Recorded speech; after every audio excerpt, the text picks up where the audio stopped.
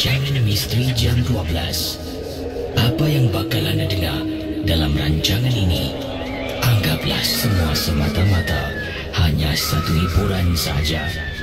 Saudara, jangan mudah kita percaya, jangan kita terikut-ikut dengan apa yang diketengahkan. Sekiranya kalau anda mempunyai pengalaman misteri, anda boleh berkongsi bersama dengan Casey. Boleh hubungi di 669-11897. 669-11897. Anda juga boleh kirimkan email ke alamat berikut ini: ria@mediacorp.com.sg, ria@mediacorp.com.sg, ataupun kirimkan email anda kisah pengalaman misteri anda ke misterijam12@gmail.com. I will eat you. Dengar Ria 897. Terima kasih kerana sudi bersama dengan Casey setiap malam untuk berkongsi dan mendengar pengalaman misteri. Sekali lagi peringatan untuk semua, apa yang bakal anda dengar, anggaplah sebagai satu hiburan saja. Ingat, jangan terlalu taksub dan jangan terikut-ikut dengan apa yang diketengahkan. Anggaplah mendengar rancangan Misteri Jam 12 seperti menonton filem-filem seram, tidak lebih dari itu. Pengalaman yang diketengahkan dalam rancangan MJ12 akan diteruskan dengan kisah di Ria 897.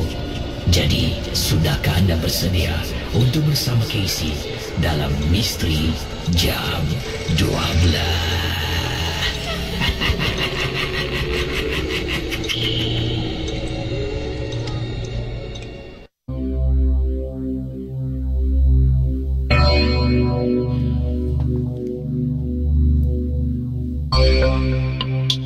Saya akan bacakan kisah yang pertama pada tengah malam ini dalam rancangan Misteri Jam 12. Saudara, kisah yang diceritakan datang daripada Pak Liman. Pak Liman adalah seorang pendengar berasal dari Malaysia. Beliau katanya di sini,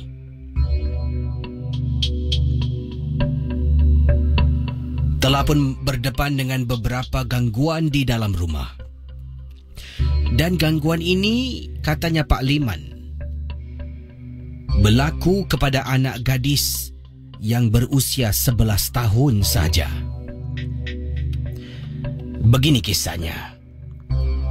Assalamualaikum warahmatullahi ta'ala wabarakatuh, dan juga selamat tengah malam kepada semua pendengar Misteri Jam 12. Sekiranya kisah saya dipilih oleh Casey, terima kasih saya ucapkan kerana mengetengahkan pengalaman yang saya nak ceritakan ini. Ini adalah satu peristiwa yang menghantui saya dan isteri. Casey boleh panggil saya Pak Liman. Saya adalah pengikut Misteri Jam 12 yang berasal dari Johor. Peristiwa ini berkenaan dengan anak saya yang berusia 11 tahun. Anak gadis saya. Pada mulanya kita ingatkan anak gadis saya ni hanya sekadar sleepwalking. Berjalan ketika tidur. Pertama kali ini, saya dikejutkan oleh anak saya apabila katanya siapa yang mengangkat dia semalam-malam apabila dia sedang tidur di dalam bilik. Dia terbangun dan berada di ruang tamu, sedang baring di atas kerusi di ruang tamu. Saya dengan isteri pada mulanya tidak fikir yang bukan-bukan, katanya Pak Liman. Malah saya pun berkata pada anak saya yang mungkin dia ni tak perasan.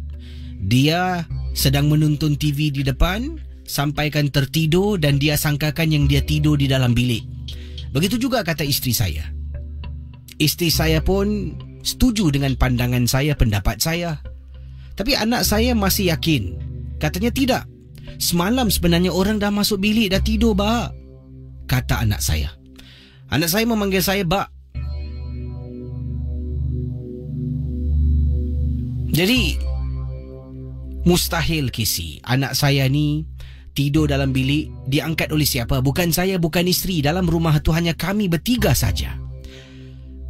Dia ada seorang abang, tapi abangnya tidak ada di rumah. Abangnya telah melanjutkan pelajaran, iaitu di kawasan Kuala Lumpur, dan menetap di asrama di sana. Jadi kalau benar-benar anak saya kata yang dia ni dialihkan daripada bilik tidur ke ruang tamu, siapa yang alihkan? Tidak masuk akal. Dan saya mati-matian katakan mungkin dia duduk di depan menonton TV sampai tertidur, sampaikan dia lupa yang dia ni berada di ruang tamu rumah kami. Pendengar Misteri Jam 12, anda bayangkan, katanya Pak Liman, itu pertama kali berlaku. Kali kedua pun sama. Dan yang paling teruk sangat-sangat apabila pada suatu hari ini anak saya sleepwalking ke diangkat. Betul-betul berada di kawasan luar rumah. Di hadapan rumah saya ada tempat bangku duduk. Dekat situlah saya suka duduk, isap rokok. Saya suka duduk pada petang-petang hari minum teh. Saya suka duduk ambil angin. Jadi anak saya berada di luar rumah. Malam tu saya dengan isteri sedang tidur nyenyak. Tahu-tahu dengar orang ketuk pintu bilik macam nak pecah diketuk. Bak! Bak! Bak! Abang! Isteri kejutkan saya bangun pergi depan pintu bilik. Buka pintu, nampak anak gadis 11 tahun dalam keadaan menangis. Ketakutan. Kenapa ni? Tanya saya kepada anak. Dia hanya berdiam diri dan memeluk ibunya erat. Kenapa ni? Ana, kenapa? Cakap dengan abang. Ana, istighfar Ana, istighfar, ingat Allah. Sebabnya Casey, anak saya dah mula menggeletar satu badan. Apabila dia dah tenangkan diri, saya tanya lagi kenapa. Katanya tadi dia terbangun dari tidur. Apa yang berlaku? Dia buka mata, dia berada di luar rumah, dekat kawasan bangku yang Bak suka duduk. Saya terperanjat Casey. Ana ni mimpi tak? Bak, Ana tak mimpi, Bak. Ana bangun, ada orang angkat Ana, letak dekat bangku depan rumah, kata anak saya dengan suara terketa-keta ketakutan pada saya dan isteri. Isteri memandang ke arah saya. Saya dah tak boleh berfikir apa-apa. Jadi, setakat inilah anak saya menceritakan yang dia dialihkan dari tempat tidur tu memang benar-benar perkara itu berlaku. Pendengar Misteri Jam 12, untuk beberapa malam isteri saya tidur dengan anak sebilik. Bayangkan, walaupun isteri tidur dengan anak sebilik, ada satu malam tu bila isteri bangun tengok anak dah tak ada. Isteri pergi ke bilik saya. Isteri panggil saya, Bang, anak kita tak ada, bang. Anda bayangkan, bila isteri dengan saya bangun, keluar daripada rumah, tengok anak dekat kawasan ruang tamu tak ada, di kawasan depan bangku tak ada. Mana anak kita ni? Casey, anak saya terpekik apabila dia lari keluar daripada semak samun di belakang rumah. Casey, tak mungkin dia sleepwalking ataupun berjalan ketika tidur, sebabnya isteri saya tidur di depan pintu bilik anak saya. Kalau anak saya berjalan terlanggar melangkah, isteri saya akan terbangun, sebab katanya isteri saya tidur ni light sleeper, mudah dikejutkan. Jadi anak saya sekarang dekat hutan, badannya habis dengan tanah-tanah, berkaki ayam, jalan keluar menangis. Bak, tolong bak.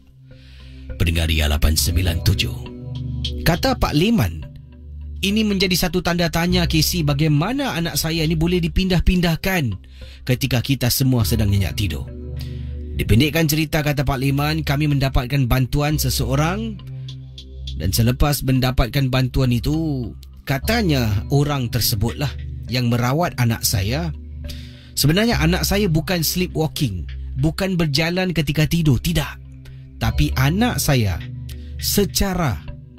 anak saya ni telah dipukau dan diangkat oleh makhluk jin tanpa kita sedari pun, dan diletakkan di tempat-tempat yang diinginkan oleh makhluk tersebut. Saya rasa macam sukar nak percaya kata-kata pakar tersebut, tapi memang kenyataan anak saya paling teruklah berada di belakang rumah dekat kawasan semak samun, Casey. Jadi akhirnya kita terus berusaha untuk saya dengan isteri mendapatkan jawapan yang tepat. Pada suatu hari, apabila saya dengan isteri berada betul-betul dekat ruang tamu dan kita cuba berjaga malam untuk tengok anak kita, siapa yang mengalihkannya, siapa yang mengangkatnya. Saya dengan isteri ni cuba bersengkang mata, minum kopi, menonton TV. Malam tu tidak ada apa-apa berlaku. Malah saya tengok anak masih sedang nyenyak tidur. Keesokan hari pun begitu juga. Sampailah hari yang keempat, Casey. Hari yang keempat saya dengan isteri saya, kata Pak Liman, berjaga malam. Apabila saya kata pada isteri, awak pergi tengok bilik anak tu. Isteri berjalan menuju ke arah bilik anak. Bila isteri menjenguk, alangkah terperanjatnya, di atas katil anak gadis saya hilang entah ke mana. Bang! Abang! Saya bergegas, Casey, daripada tempat duduk ruang tamu, berlari depan pintu bilik anak. Bang, anak tak ada, bang. Casey, saya dengan isteri saya tidak tidur pada malam tu. Kemana anak saya pergi? Bagaimana dia boleh hilang macam tu? Casey, nak tahu kali ini anak saya di mana?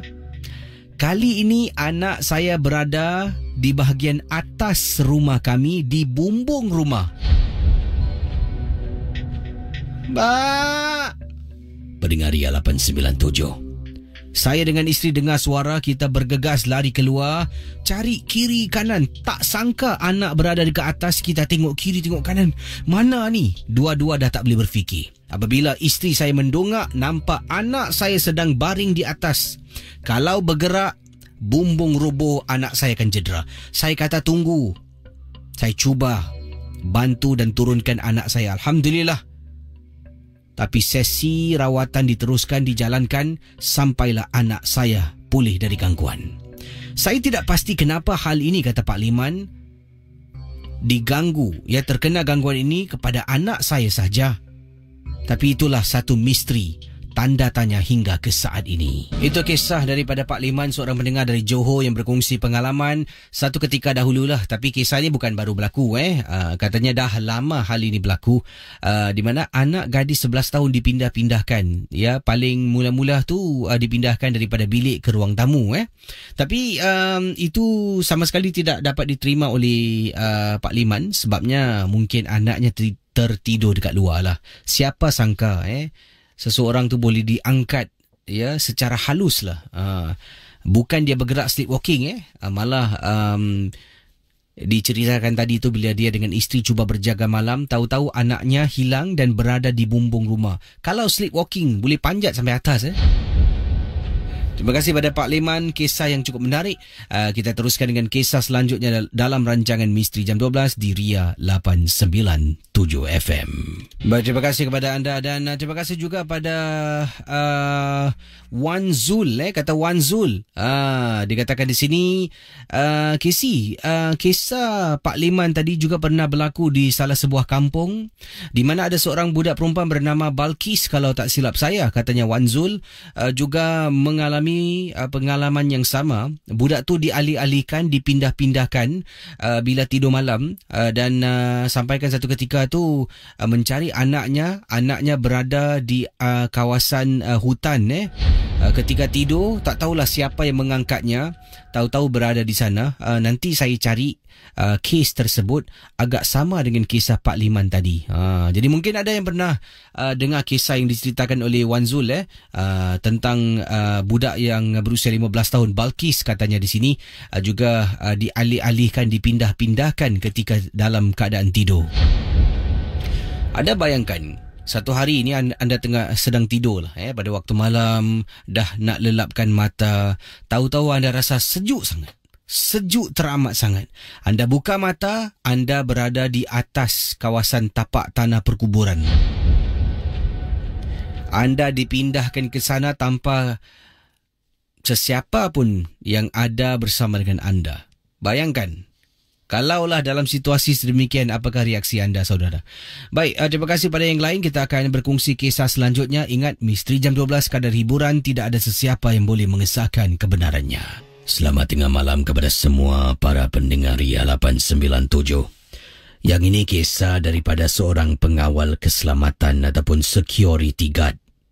Kisah yang dikirimkan oleh Encik Abdul Rahman, yang dikirimkan kepada saya melalui kiriman email ke alamat ria@mediacorp.com.sg. Beliau adalah seorang pengawal keselamatan dan kisah ini katanya di sini terpulang pada sesiapa yang mendengar, nak percaya ataupun tidak. Begitulah pada saya. Saya kalau dengar orang cerita pasal hantu pun kadang-kadang susah untuk saya percaya. Tapi bila saya terkena hal ini, saya faham juga ramai yang mungkin sukar nak percaya apa yang akan diketengahkan dalam rancangan Misteri Jam 12. Kita teruskan kisah ini. Encik Abdul Rahman yang berkongsi pengalaman beliau sebagai seorang pengawal keselamatan. Satu hari ini saya bertugas shift malam. Dan di tempat saya bertugas ni, shift malam akan ada 2 orang yang bertugas pada satu masa yang sama. Dan kita ni mempunyai satu guard room. Guard room ini terletak di lantai B2. Bangunan yang kita jaga merupakan sebuah bangunan pejabat. Bangunan pejabat ini hanya aktif pada waktu 7 pagi sampailah selewat mungkin jam 8 atau 9 malam, katanya Encik Abdul Rahman. Pendengar Ria 897. Dan lain-lain waktu, pejabat dari lantai 1 sampai ke lantai atas ditutup. Barang siapa yang nak masuk selepas keluar, iaitu selepas jam 7 malam, sesiapa yang nak masuklah perlu dapatkan izin dan perlu tulis nama dan sebagainya. Tapi kalau sesiapa yang dah pun berada dalam pejabat, mungkin dia bertugas sejak pukul 9 pagi tadi, habis kerja secara official pukul 6, tapi pukul 6 dia masih berada di pejabat sampai pukul 7 sampai pukul 8, tidak perlu dapatkan kebenaran.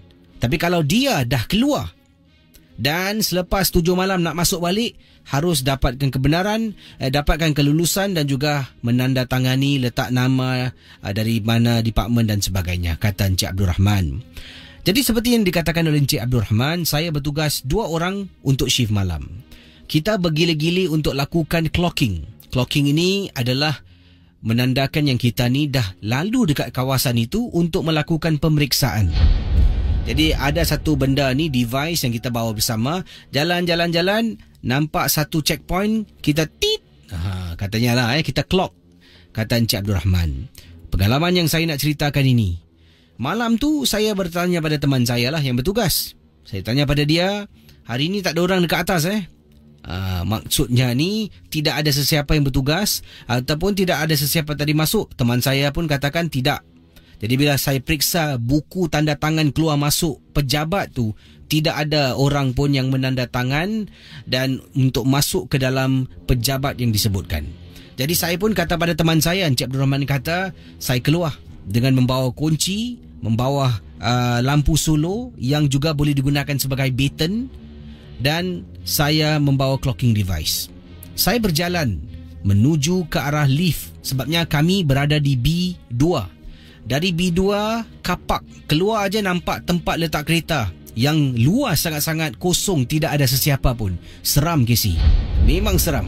Berjalan menuju ke arah lift sorang-sorang, Casey, dengan bunyi kunci yang begitu banyak di tepi poket saya ni bergeseran dan membuat bunyi yang begitu menyeramkan pada malam yang disebutkan. Sampai dekat lift, dekat kapak, kita tak perlu buat clocking, hanya bermula daripada lantai 1 sampai ke atas. Pendengar Ria 897, katanya Encik Abdul Rahman, dipendekkan cerita, bila saya berada di tingkat 3 bangunan yang saya ditugaskan ni, saya tiba-tiba terdengar bunyi macam orang sedang bercakap dengan seseorang dekat lantai 3 tu. Koridor di lantai 3 dari tingkat 1 sampai atas semuanya akan ditutup, dimatikan kecuali kita nak buat clocking. Jadi lampu koridor tu berada betul-betul sebelah dengan lift. Saya perlu buka itu ada satu casing tu saya kena buka dan saya kena tekan butang tu untuk nyalakan lampu koridor supaya saya boleh jalan dari hujung lift sampai ke hujung koridor, di mana di situlah checkpoint saya kena buat clocking. Saya pun keluar dari lift, gelap, Casey, seram. Saya pun buka penutup. Saya tekan lampu untuk hidupkan, nyalakan lampu, menyala sepanjang-panjang koridor yang saya ditugaskan untuk buat clocking. Ini di lantai 3. Sedang saya berjalan ni, dengar, Casey, macam ada orang berbual tau. Siapa pula berbual ni? Saya tengok belakang, tengok depan, tengok beberapa pejabat ataupun departmen yang ada. Saya yakin memang tidak ada sesiapa. Saya teruskan perjalanan nak sampai hujung, tahu-tahu lampu dekat koridor tu berkelap-kelip dan mati, Casey. Pendengar Ria 897, katanya Encik Abdul Rahman, dahlah koridor tu tiba-tiba gelap. Yang hanya saya boleh fikirkan mungkin lampu rosak, itu saja. Dah clocking, tit. Sekarang ni saya pusing belakang, saya kena jalan lagi jauh untuk sampai ke lift, naik atas ke lantai 4. Pendengar Misteri Jam 12, katanya Encik Abdul Rahman, bila saya dah mula beranikan diri nak melangkah ke depan, tahu-tahu dekat tengah-tengah koridor yang saya bertugas tu, Casey, saya ni sedang berdiri tegak. Ya, kerana saya terperanjatlah lampu ni tiba-tiba mati. Jadi setelah saya cuba tenangkan diri, saya dah tarik nafas lega, kata Encik Abdul Rahman, saya pun melangkahkan kaki satu ke depan. Tiba-tiba saya terhenti secara mendadak kerana di tengah-tengah koridor yang panjang dan gelap, Kisi bayangkan, saya nampak seperti ada perempuan hitam sedang berdiri memandang ke arah saya. Cara perempuan ni berdiri, biar saya jelaskan pada Casey. Yang saya nampak perempuan ni kurus sangat. Dia berdiri tegak, kepalanya seolah-olah dia miring ke sebelah kiri dan tunduk ke bawah, rambutnya panjang. Bila saya nampak, saya terkejut dan tak berani, Casey. Tak berani nak menuju ke depan. Dan waktu itu pula saya tidak bawa walkie-talkie, saya tak bawa handphone. Macam mana sekarang ini saya nak dapatkan bantuan daripada teman saya yang berada di bawah? Pendengar Ria 897, kata Encik Abdul Rahman, saya tidak ada pilihan. Saya membaca surah-surah yang saya tahu sambil berjalan. Semakin dekat Casey, semakin meremang bulu roma. Tapi saya katakan, saya harus harungi ini. Saya bila sampai nak dekat depan, saya berjalan tu tunduk, tak berani nak dongak ke atas. Nak dekat-dekat sampai ni saya dongak. Wanita yang berdiri di tengah-tengah koridor yang gelap tu hilang begitu saja. Saya tak tahulah, adakah itu memang gangguan ataupun perasaan saya ketika takut sampaikan terbayang-bayang seperti ada perempuan di hadapan saya. Terima kasih dan selamat tengah malam dari Encik Abdul Rahman. Baik, sebelum saya berehat seketika, saya nak bacakan satu pengalaman. Ini datang dari seorang ibu, saudara.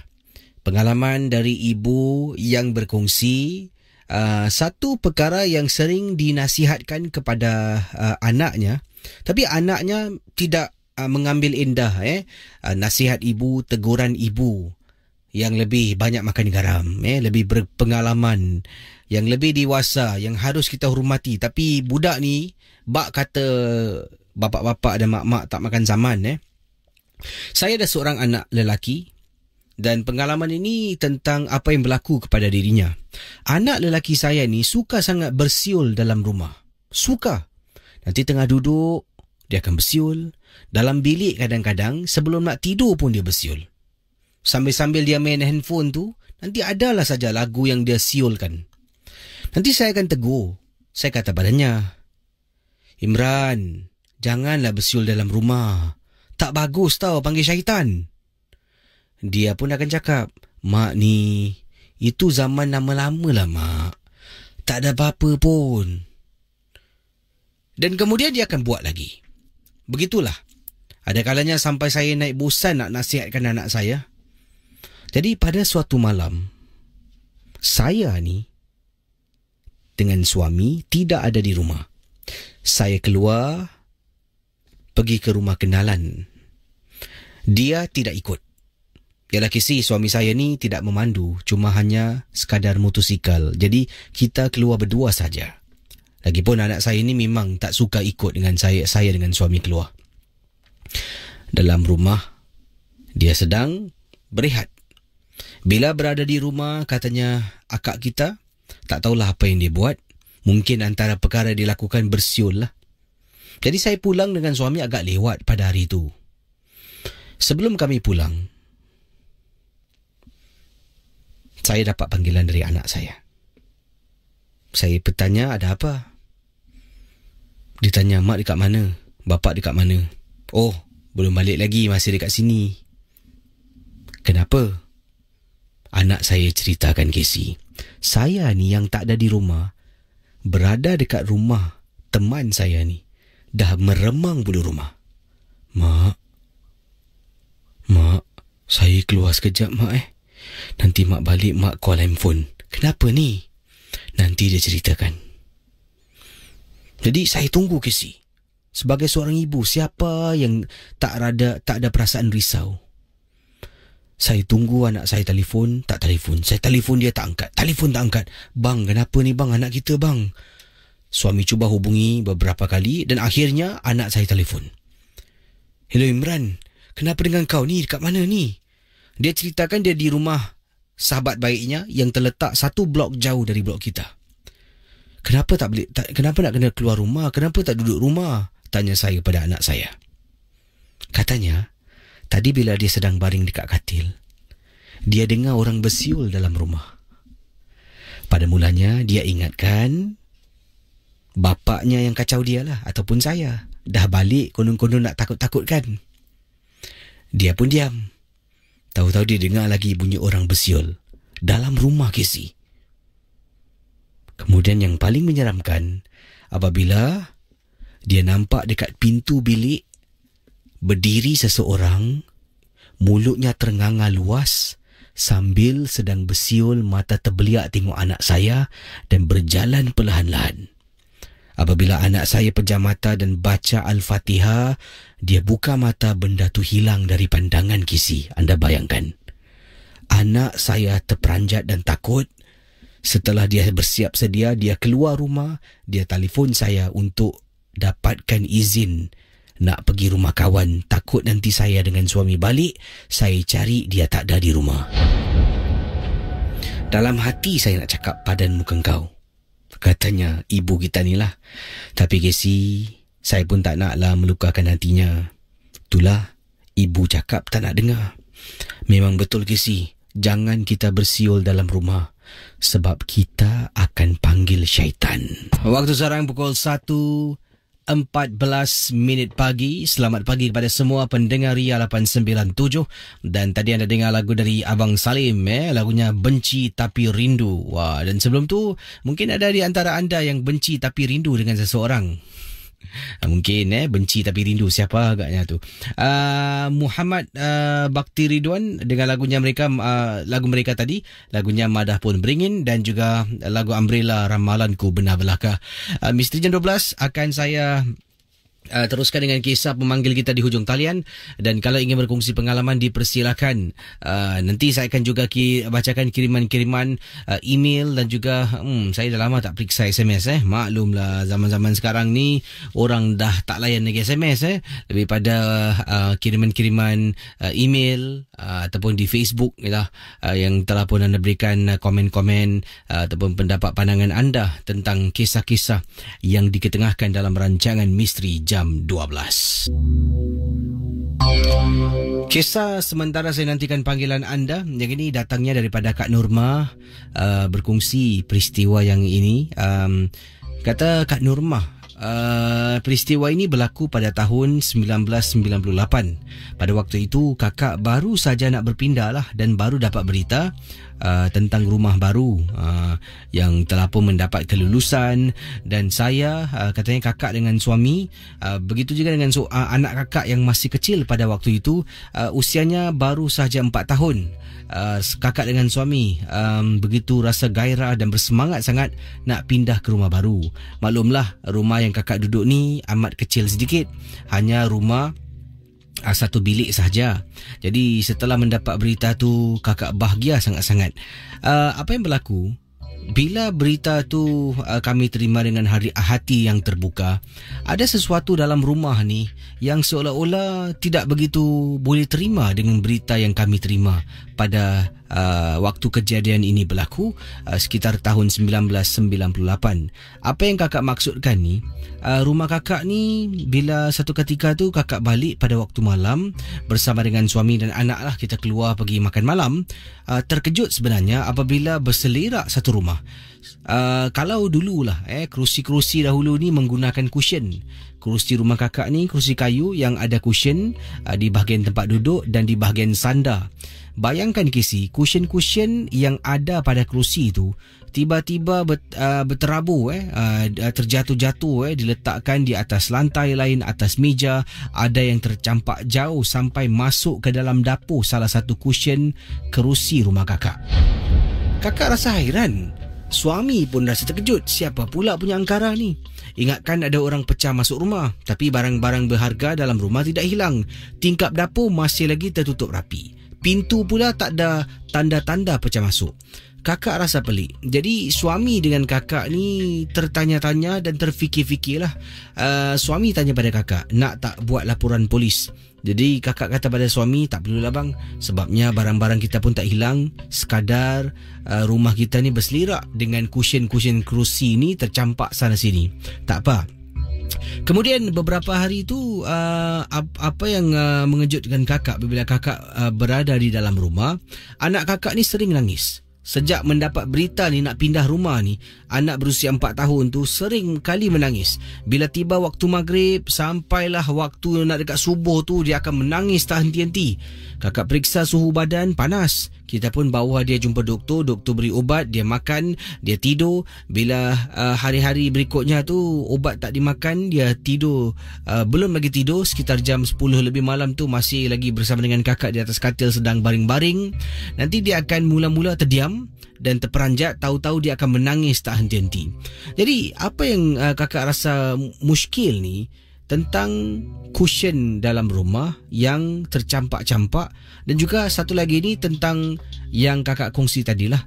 Jadi kakak dengan suami akhirnya kita duduk berunding, dan kakak rasalah Casey, tak tahulah, kakak pun tak jumpa pakar sebabnya kita pun dah nak berpindah.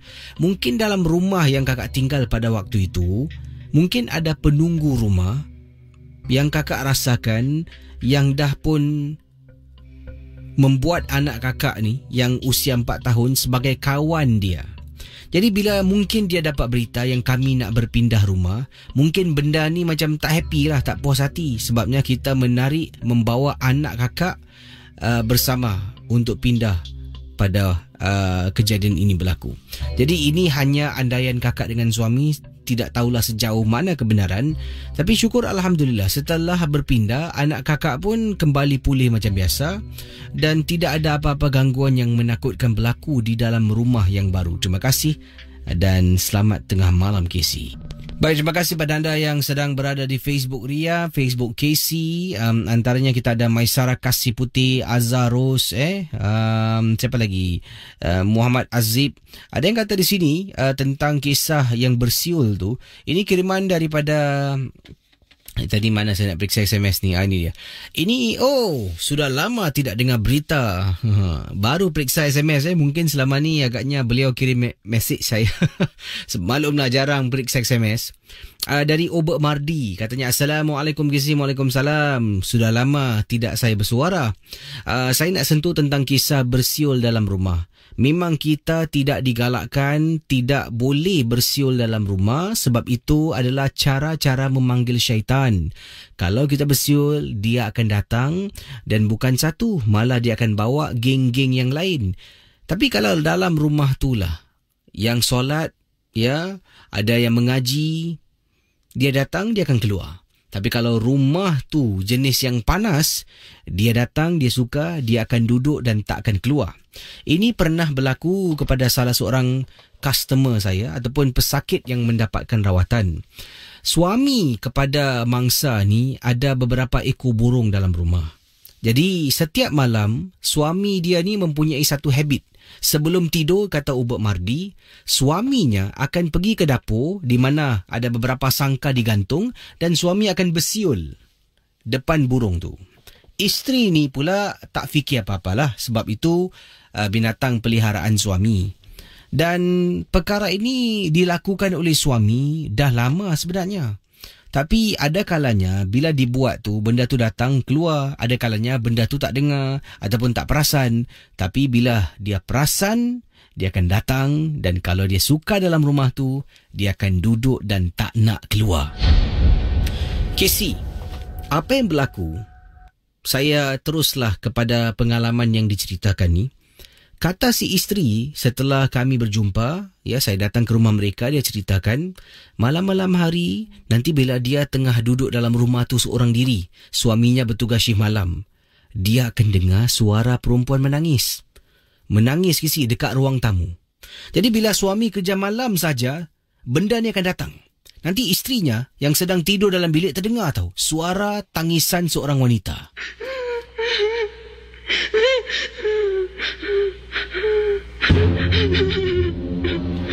Si isteri ni katanya dia pada mulanya bangun, buka pintulah dekat biliknya nak tengok dekat luar tapi tak nampak sesiapa. Sekadar dengar suara saja.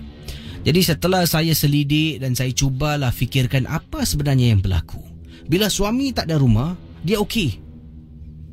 Bila suami ada rumah, dia okey. Bila suami tak ada rumah, gangguan mula datang. Dan saya cuba fikirkan apa sebenarnya muslihat di sebalik gangguan ini. Baru saya tahu. Mungkin dekat dapur tu ada penunggu. Di mana suaminya tak tahu, isterinya pun tak tahu. Mereka tak nampak lah. Saya pun tak nampak, katanya Ubek Mardi. Setiap malam sebelum suami tidur, suami akan bersiul. Seolah-olah ni suaminya menyanyikan lagu kepada makhluk penunggu ke jin yang ada dekat dapur rumah dia. Jadi sebelum tidur, suami akan singgah dapur. Konon-konon suami ni macam entertain lah. Dia bersiul pada burung tu yang ada dekat situ di mana suami tak nampak, pun dengar dan turut suka dengan apa yang dibuat oleh suami. Jadi bila suami kerja shift malam, tak ada orang masuk dapur bersiul, benda tu menangislah. Mendapatkan perhatian. Jadi dari situ saya rasa itulah penjelasan yang boleh saya berikan, kata Ubek Mardi. Dan saya cuba kata pada suaminya, tak boleh ke kalau sebelum dia tidur tu dia tak singgah dapur, jangan bersiul. Dan suaminya kata dia akan cubalah. Dan setelah dia beberapa kali cuba tidak melakukannya, masih lagi ada gangguan, masih lagi, bukan senang. Adalah cara-cara yang telah pun saya lakukan, kata Ubek Mardi, dan gangguan itu terus hilang dan lenyap. Tidak ada lagi berlaku hal itu kepada keluarga ini. Rasa pelik, tapi itulah. Siulan akan mengundang syaitan, jin dan mereka yang sewaktu dengannya. Berhati-hatilah. Terima kasih dan selamat tengah malam. Jangan takut, hari ini saya akan Yelah, terima kasih. Bersama dengan saya pada pagi ini. Hello, selamat pagi. Selamat pagi, Kisi. Hai, siapa tu? Sini Acun DK. Ini ada pengalaman tentang apa ni, bang? Okey, hari Sabtu lepas, Kisi, kumpulan saya Destinasi Kebenaran telah pergi adventure di kawasan barat Singapura, Kisi. Okey, saya telah menjadi subjek yang pertama. Okey, tempat kerusi yang saya akan duduk tu kan, yang masa tu saya duduk tu, sebelah kiri, sebelah depan ada pokok pisang. Sebelah kanan ada pokok yang besar dan sangat gelap sekali, Kisi. Sebelah kanan saya pula ada satu macam store yang usang dan keliling dia ada pokok. Masa saya duduk, Kisi, yang pertama sekali yang kedengaran ada tapak kaki orang berjalan di sebelah kanan saya.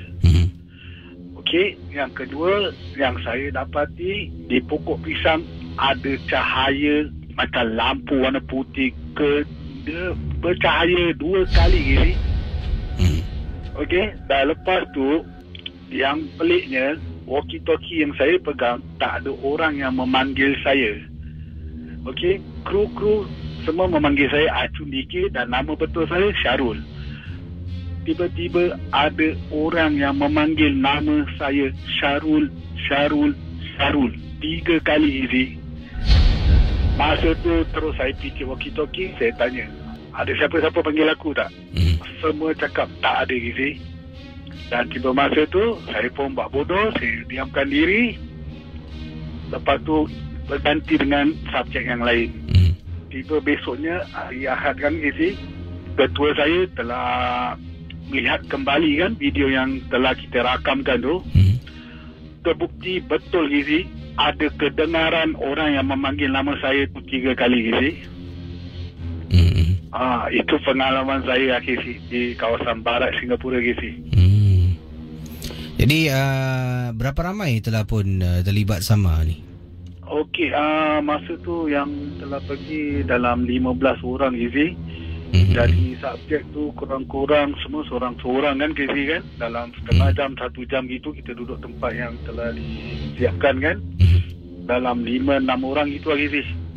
Dalam pukul 4 pagi itu baru kita pulang, Kisi, pasal cuaca pun dah hujan kan. Itulah pengalaman saya. Anda pernah pergi mungkin antara tempat-tempat rumah kosong ke, pernah tak anda melakukan adventure di kawasan itu? Okey, kawasan yang kita pergi tu memang ada rumah kosong. Mungkin kumpulan-kumpulan yang lain pun tahu tempat mana yang saya maksudkan tu.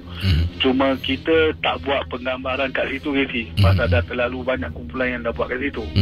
Jadi kita buat kawasan yang lain. Itulah pengalaman saya, Kisi. Terima kasih ya. Okey, terima kasih, Kisi. Kembali. Itu dia kisah daripada Acun DK. Merupakan kata beliau ni penggiat kumpulan paranormal, salah satu kumpulan paranormal. Silakan 669-11897, 669-11897. Yang ni kisah daripada seorang pendengar. Ini katanya Kak Samsia. Assalamualaikum, Kisi. Waalaikumsalam.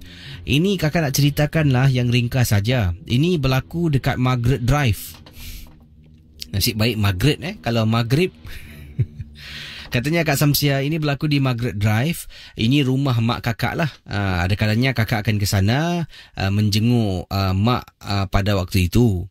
Tapi sekarang arwah mak telah pun kembali ke rahmatullah. Dan bila kakak fikirkan balik lah, kakak akan ke sana ada kalanya selepas kakak balik kerja. Iaitu kadang-kala jam 4.30 petang ataupun jam 5 petang kakak dah sampai rumah mak di Margaret Drive. Kalau petang-petang tu tak seram pun tempat tu. Agak meriah lah dengan kereta, orang lalu lalang dekat bawah. Tapi malam tu seram.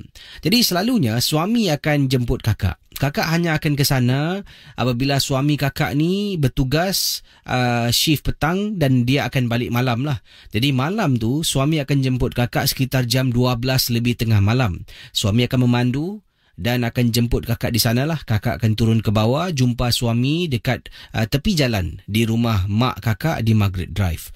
Nanti kakak turun ke bawah lah, nanti suami akan telefon. Okey, lagi 10 minit abang sampai, turun sekarang. Nanti kakak pun akan salam mak kakak. Dan apa jua yang kita sedang bualkan ni, kita akan cepat-cepat akhirilah. Jadi kakak akan pakai kasut, turun ke bawah dan tunggu di tepi jalan tu lah, menunggu suami yang akan sampai memandu. Ini kisah ni dekat rumah mak kakak di Margaret Drive. Ada seorang makcik, dah tua sangat, jalannya bungkuk, berkaki ayam. Dan dia kadang-kala pada malam-malam hari bila kakak turun ke bawah, kakak akan nampak dia berjalan lah. Nanti dia jalan dan dia buat hal sendirilah. Kakak pun tak pernah berbual dengan dia. Ada kalanya dia akan duduk dekat bangku di kolong blok. Sorang-sorang dia duduk. Kakak tahu dia tinggal blok sama dengan mak kakak.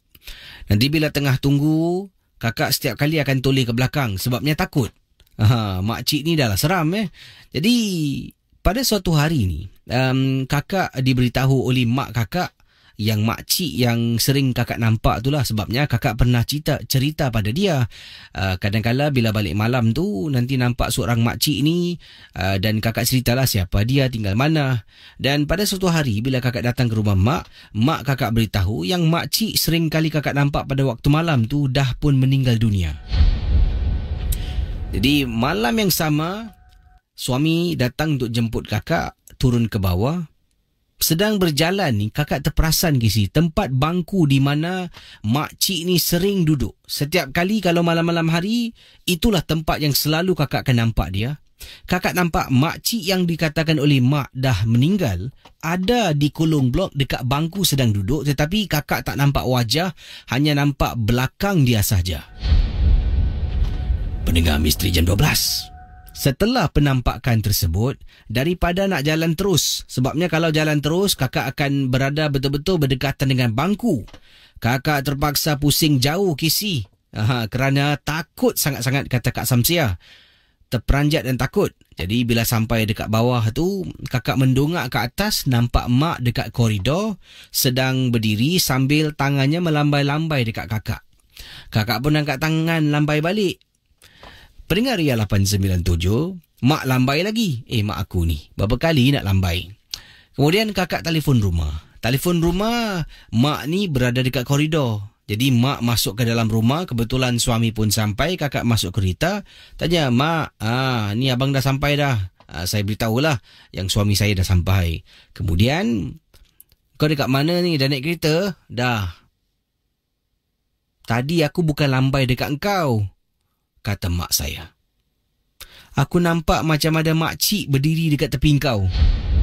Casey, bila mak saya cakap macam tu, memang benar Casey.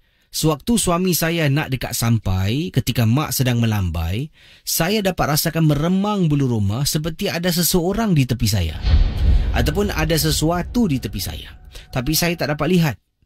Cuma mak saya angkat tangan lambai-lambai, suruh saya bergerak ke tepi, sebabnya orang tu semakin lama semakin dekat, semakin ke tepi dengan saya. Mujurlah, bila saya telefon tu, suami saya pun dah sampai, masuk dalam kenderaan dan kami pulang ke rumah. Hello, selamat pagi. Selamat pagi. Hai, siapa tu? Ashraf saya. Ashraf, panggilan dari mana ni? Panggilan dari Singapura, Tampines. Ni kisah tentang apa, Ashraf? Ini kisah tentang di tempat tugas. Di tempat tugas anda, ya? Ya. Suara boleh kuatkan sikit, Ashraf. Okey, boleh. Silakan. Okey, ini kisah tentang saya sedang bertugas. Okey, di sebuah kondo lah. Jadi saya bertiga orang kan, bila sedang tugas ada 3 orang. Jadi saya suka kacau-kacau lah kawan-kawan saya kat kerja kan. Saya kerja sebagai security officer dekat kat fasilitasi kondo lah. Jadi saya suka kacau-kacau lah. Setiap malam kalau dengar Misteri Jam 12 kan, saya suka kacau-kacau kawan-kawan saya ni. Ada sikit takut lah kan. Jadi satu kali ni, malam ni saya tiba-tiba sakit perut dalam pukul 1 lebih gitu. Jadi saya pergi ke toilet, dekat toilet nak kena pergi dekat clubhouse kat jadi kan. Nak kena jalan dalam 3 blok gitu kan, baru sampailah dekat toilet tu. Jadi bila sedang dah habis semua, dah cuci semua kan, dekat dalam kubikel saya tiba-tiba dengar macam ada orang masuk dalam toilet. Jadi saya cepat keluar lah, saya keluar tak ada orang. Saya keluar pergi kat pusat saya tu pun dah sunyi dah, tak ada orang. Saya pun macam apa salah, siapa yang masuk toilet tadi? Jadi saya pergi kat main gate balik. Saya tanya kawan saya, ada orang nampak ni tak? Daripada CCTV nampak orang pergi toilet. Tak ada orang jalan di sana pun. Jadi lepas tu saya pun macam tak kira apa-apa lah, tak ada apa-apa. Jadi lepas minggu pergi 2-3 minggu gitu, hari malam Jumaat, saya satu kawan saya tengah pergi break lah dekat daerah clubhouse. So saya pun sakit perut lagi. Jadi saya pergi ke tandas. Saya ternampak kawan saya dekat clubhouse dekat tingkat 1. Jadi saya cakap tak lihat. Kata tak apa lah, kejap lagi lu pergi break lah, lu minta. Jadi saya pergi toilet dulu lah. Saya pergi toilet.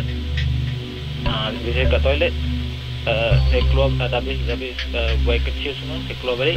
Saya tengok dia tempat yang kat tangga tu, saya tengok dia masih ada tengah isap rokok. Jadi saya patah balik lah kat guardhouse lah. Saya patah balik kat guardhouse. Saya tengok dia dekat guardhouse. Saya kata, gua ingat tadi lu dekat apa ni, clubhouse tengah isap rokok. Tadi lu nampak gua tak ada. Tapi lepas tu gua terus jalan pergi main gate. Tapi tadi siapa gua nampak lepas gua pergi toilet? Tak ada lah gua kat sini. Cakap lu jangan main-main lah. Dia cakap tak ada lah, lu selalu takut-takutkan orang. Sekarang lu sudah kena sendiri. Dia cakap fikir, alamak, betul ke tak betul ni kan? Tadi padahal saya nampak orang dia tengah isap rokok, keluar asap. Saya pun tak nak fikir-fikir lah kan. Daripada situ saya terus stop lah kacau-kacau kawan-kawan saya kan kat kerja kan. Itu je lah kisah pengalaman saya. Itulah suka kacau orang kan. Terima kasih ya. Biasalah kita kadang-kadang suka bergurau dengan teman-teman. Baik, sekejap lagi akan saya kembali dengan satu lagi kisah. Anda juga boleh hubungi saya. Kalau ada masa saya akan cuba jawab panggilan anda. Saudara, ini kisah daripada seorang anak yang berkongsi.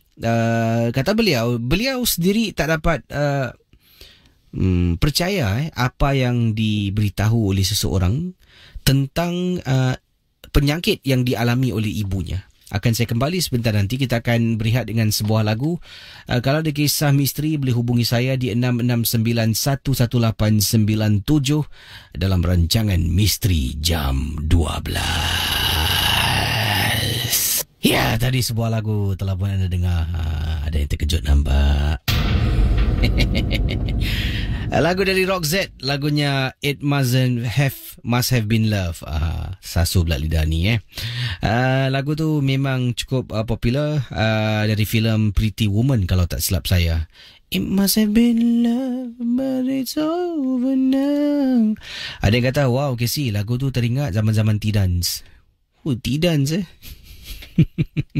sekarang mana ada lagi T-Dance Dulu memang yang kenal dengan lagu tu tahulah dengan T-Dance. Saya dulu waktu zaman T-Dance cukup popular baru sekolah rendah ataupun sekolah menengah lah. Jadi kita akan teruskan dengan hiburan dengan kisah-kisah misteri. Nina Aris kata favorite song sih, suka juga yang ini. Puvanis Varan kata Foyo Roxette, lama tak dengar. Suka nampak lagu ni teringat lah abang masa mula jatuh tangga. Ki Maisarah kata itu dia, lagu ni banyak meninggalkan kesan. Baik, kita jawab panggilan. Dan yang ini saya nak kongsi kisah daripada seorang pendengar tentang penyakit yang dialami oleh ibunya. Dan bila mendapatkan ini adalah kenyataan dari seorang perawat lah, dan beliau katakan ibarat macam susah nak percaya. Kisahnya begini. Katanya ibu saya ni mempunyai masalah untuk berjalan. Ya, kakinya sakit. Dan apa yang dialami oleh ibu saya, kata rakan kita ni, saya gunakan nama Siti bukan nama sebenar lah, nama samaran yang digunakan di sini. Sakit kaki ibu saya ni dalam masa yang singkat, yang ringkas, semakin lama semakin teruk. Ada orang ni sakit kaki memakan masa bertahun, Kisi. Bertahun nanti dapat lihat sakit kakinya ni makin lama makin teruk. Tapi ibu saya hanya dalam masa beberapa bulan saja keadaan ibu sampaikan tak boleh berjalan, tak boleh bergerak. Kata ibu saya kakinya berat sangat-sangat. Bila berjumpa dengan doktor, mengatakan ini adalah masalah pada sendi, urat-urat ibu saya lah, yang juga terkena pada otot-otot yang tidak lagi begitu kuat.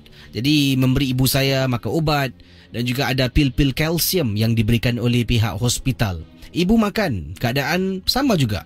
Tetap ibu boleh berjalan lah Casey, tapi jalannya hanya untuk jarak yang dekat. Nanti dia akan rasa penat dan katanya kakinya berat sangat-sangat. Dipendekkan cerita, apabila saya mendapatkan bantuan ataupun rawatan alternatif, berjumpa dengan seorang perawat lah. Perawat ni pun katanya di sini mulalah merawat ibu saya dengan bacaan ayat-ayat suci. Dia mula bercakap dan tahu-tahu ibu saya yang tak pernah pun saya tahu perkara ini berlaku, bersuara Casey. Dengan suara yang garau dan menakutkan. Rupa-rupanya Casey, kaki berat yang ibu saya alami ni, ada benda berpaut pada kakinya. Saya tak nampak, tapi dari perbualan pakar perubatan ni, ya, perawat ni dengan ibu saya, iaitu ibu saya yang dalam keadaan dirasuk. Benda ni kata depan saya Casey, aku sengaja tak nak kasih dia jalan. Aku pegang kaki dia. Dalam keadaan ibu dirasuk, itulah yang dikatakan oleh ibu saya kepada pakar. Bila pakar bertanya, apa kau buat, dekat mana kau duduk? Jadi, apa yang saya fahamkan, ada makhluk mungkin yang saya tak boleh lihat ni, berpaut pada kaki ibu saya, sehinggakan ibu saya rasa berat untuk mengangkat kaki dan berjalan. Saya terkejut, walaupun tak nampak, meremang bulu rumah saya. Saya boleh bayangkan. Sebab itulah, bila ibu berjalan, ibu akan kata pada saya, beratlah kaki ibu ni. Berat sangat. Macam ada batu, kata ibu saya. Jumpa doktor, doktor kata ini mengakibatkan urat, otot. Jumpa pakar alternatif, katanya ada benda berpaut. Setelah dirawat beberapa kali, keadaan ibu saya surprisingly katanya pulih. Walaupun ada sakit-sakit, tapi boleh berjalan dan ibu saya dah tak komplain lagi. Dah tak mengadu, katanya kakinya berat macam batu. Casey, macam mana benda tu boleh berpaut pada kaki ibu saya? Ya Allah Casey, terima kasih dan selamat tengah malam Casey. Wah, seram kisah Kak Siti kita Ayolah, boleh berpaut. Ku terpaut sejak pertemuan itu. Memang menyeramkan, kisah yang menarik sangat. Terima kasih pada Siti kerana sudi berkongsi pengalamannya. Hello, selamat pagi. Hello, selamat pagi. Hai, pasal letak. Ni telefon orang ni letak Yalah. Kiriman daripada teman kita yang di sini. Dari siapa ni? Ini daripada Kushairi kata, wah Casey, kisah malam ni memang seram-seram Dan katanya saya dah booking untuk dapatkan DVD MJ12. Tengah tunggu reply aja.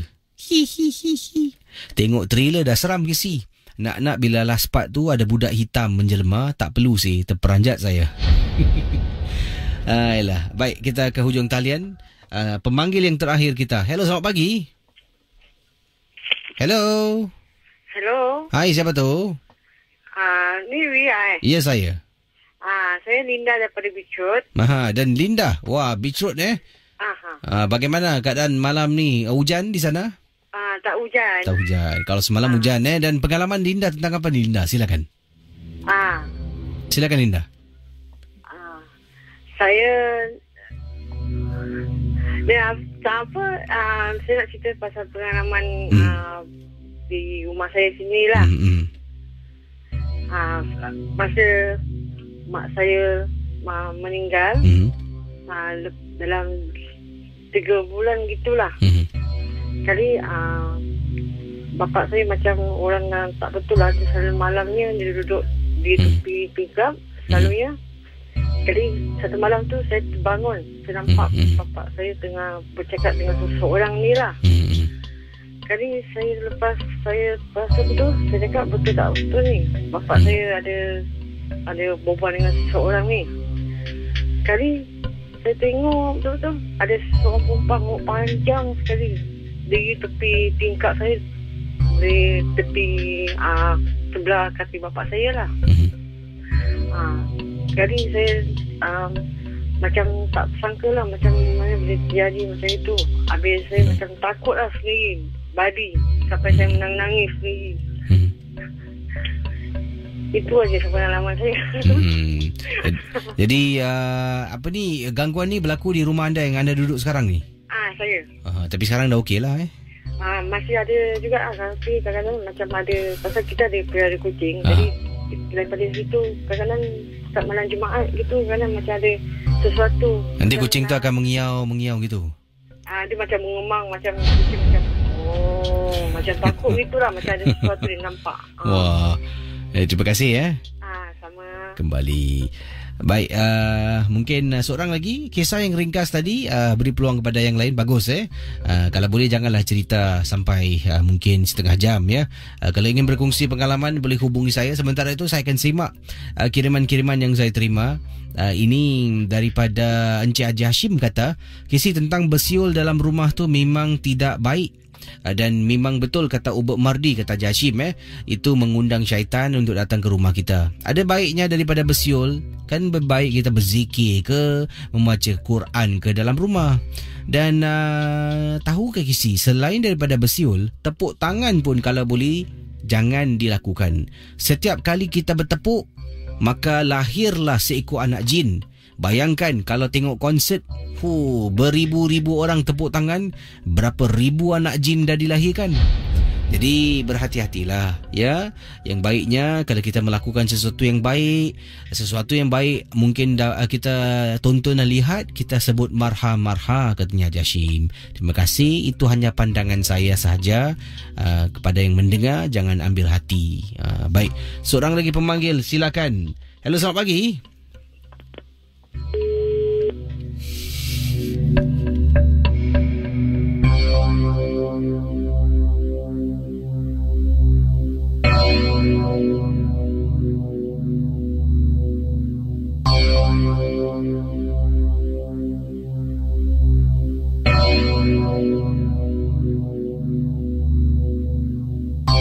Baik, ini kisah pengalaman dari ini kisah Siti tadi ya. Ini diceritakan oleh mana ni tadi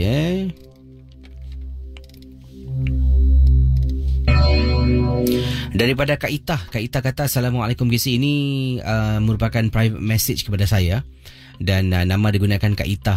Katanya tolong jangan sebut nama Facebook. Ini Kak Ita nak berkongsi apa yang diceritakan oleh Siti juga pernah dialami oleh kakak, bukan oleh mak. Pada mulanya sakit kaki ini dapat dirasakan lah. Tapi bila nak pergi kerja, kaki ni macam rasa sakit dan makin lama makin berat, makin sukar untuk Kak Ita berjalan. Pada mulanya pergi jumpa doktor. Doktor kasih ubat, cuba berehat, dapat cuti. Tapi semakin lama semakin teruk. Sakitnya tidak baik, malah makin dahsyat lagi lah, membuat kakak rasa penat dan tak boleh keluar rumah. Akhirnya berjumpa dengan seorang pakar. Pakar ni mengatakan ada benda yang berpaut pada kaki kakak. Setiap kali kalau kakak keluar dari rumah, dia akan duduk depan pintu rumah Kisi. Dia nak masuk dalam rumah kakak tak boleh. Sebabnya bapa, mak, kakak semua solat dalam rumah. Mak kakak pula adalah seorang guru mengaji. Ada kalanya ada budak-budak datang masuk rumah untuk belajar mengaji. Jadi mungkin agaknya sebab itulah dia tak boleh masuk ke dalam rumah. Tapi dalam rumah memang benar Kisi. Dalam rumah kakak boleh berjalan. Kakak boleh masuk dapur, pergi tandas, tengok TV. Rasa berat kaki tu tak ada. Rasa sakit tu memang ada tapi tidaklah begitu berat. Setiap kali bila kakak dah pakai sepatu, keluar dari rumah, jalan beberapa tapak, mula Kisi rasa tekanan sakit pada kaki kakak. Jadi pakar tu datang tengok, katanya benda tu tengah duduk depan rumah kau. Setiap kali kau langkah keluar, dia pegang kaki kau. Dan itu yang membuat kau rasa sakit dan tak boleh keluar rumah. Kakak dengar pun rasa seram Kisi. Dan pakar tu cubalah beberapa kali menghalau, tapi ini yang degil. Cuba dihalau, dia akan keluar, dia akan lari daripada rumah. Nanti dia akan datang balik. Tak tahulah siapa yang hantar Casey. Setiap kali langkah kaki, mesti dia akan berpaut pada kaki kakak.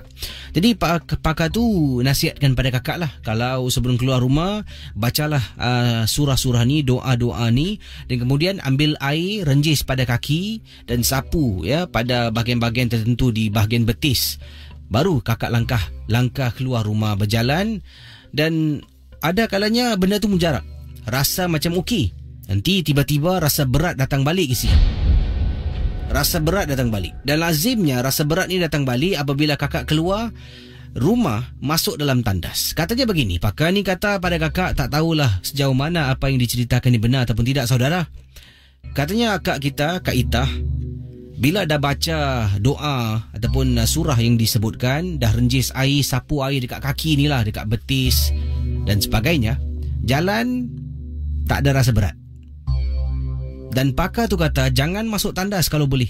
Sebab kalau masuk tandas keluar balik, apa yang kakak buat tadi itu akan hilang kemujarabannya dan benda tu akan berpaut balik pada kaki kakak. Jadi ini bermakna kemana kakak pergi, benda ni ikut. Cuma dia tunggu masa untuk berpaut. Seram Casey, kakak takut sangat. Dan setelah berusaha berkali-kali mendapatkan rawatan, berubat, akhirnya